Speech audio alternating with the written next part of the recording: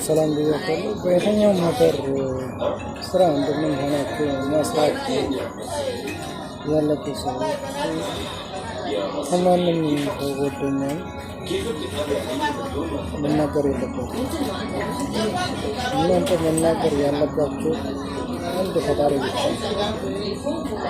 ከላይ ጠብቃችሁ ከግራና ከቀኝ ቆመ ከላይና ከታች ሆነ ከፊትና ከኋላ ሆነ እናንተ ላይ ይሆን ለአንድ ብላ ብቻ መናገር ነው ያለበት። ሌላ ያንን የምትናገረው ነገር የለም።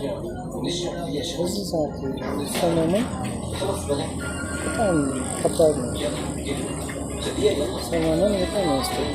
በዚህ ሰዓት የሚያሳምን ሰው ማንም የለም እና ስለዚህ ያው እንደምታውቀው እናንተ ላይ ቆመ አንድ ፈጣሪ ብቻ ስለሆነ እሱ ነው ቀንና ማታ ለሰዎቻችሁ ዘርግታችሁ ለእነሱም ሰላም እየሰገዳችሁ እሱም መለመን ነው ያለበት። ሌላ የሚያዋጣ ነገር አለ እና በዓለም ላይ የምትገኙ እህት ወንድሞች ሆናችሁ ምክሬ ነው በዚህ እንሄዳለን።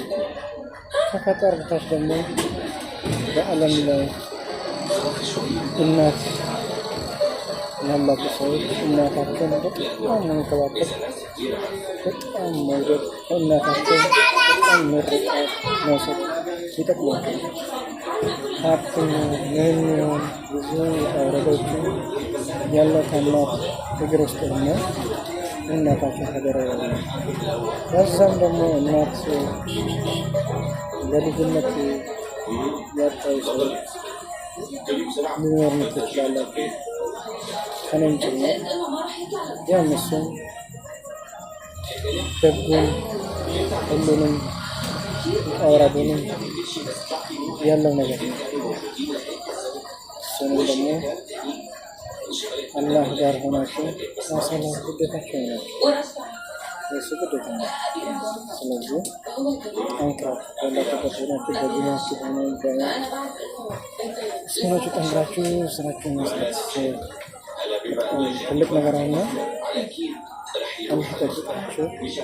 አምስቱን ሰላት እየሰገዳችሁ ራሳችሁን ጠብቃችሁ ጸሎትን ያን እያረጋችሁ ያላችሁን ያለውን ችግር ደግሞ ለአንድ ላይ እያወራችሁ መስራት ነው።